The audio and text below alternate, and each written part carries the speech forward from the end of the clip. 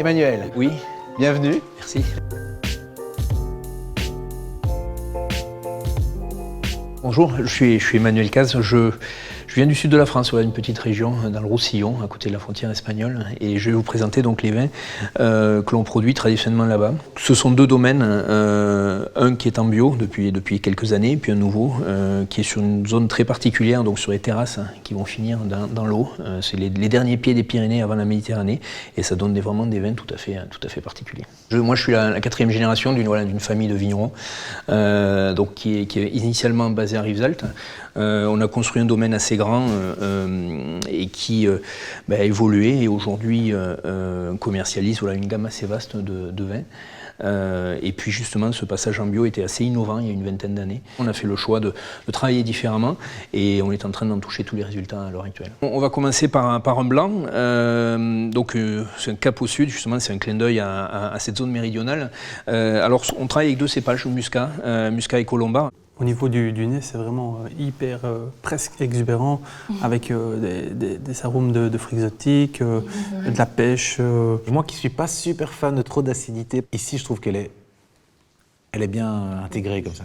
Elle est juste bien, ouais. Donc là, on est sur quelque chose d'un petit peu particulier.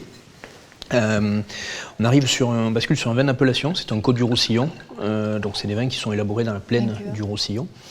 Sur une base de Syrah et Grenache, tout petit peu de Mourvèdre, mais surtout Syrah et Grenache. Et la particularité, c'est que c'est un millésime 2016. Donc en fait, c'est un vin que l'on a fait vieillir, que l'on vous propose 3-4 ans après, justement pour le découvrir sur un côté un petit peu différent, sur les épices, sur les fruits noirs. Présent en tout cas. Ouais, ça reste très très longtemps en bouche. Et, voilà. On ressent vraiment les arômes de fruits rouges, ce côté un peu animal qui reste, qui perdure en bouche. C'est vraiment très plaisant. C'est un vin qui se lance, qui s'exprime assez facilement. On suit l'arc méditerranéen et une fois qu'on arrive juste au-dessus de la frontière espagnole, donc 150 km au sud de Barcelone, voilà, sur le côté français des Pyrénées, ces collioures se trouvent là. Donc quand ça fait des vins secs, ça fait des collioures, et quand on fait des vins doux naturels, ça s'appelle des bagnols. Voilà. Et on utilise un seul cépage qui est le Grenache, qui est un cépage très intéressant parce que c'est velouté, c'est charnu, il y a beaucoup de rondeur. C'est assez un vin qu'on aime bien, tous les deux.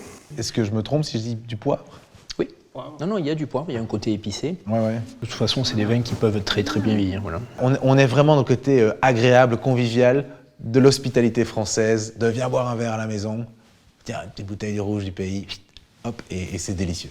Les vins les plus traditionnels que l'on fait chez nous, qui s'appellent les vins doux naturels, on les appelle comme ça parce qu'en fait la douceur est naturelle. C'est-à-dire que c'est du raisin qui va fermenter partiellement. Donc tout le sucre que vous allez avoir en fin de bouche, c'est du sucre du raisin, du fruit, du fructose qui n'aura pas fermenté.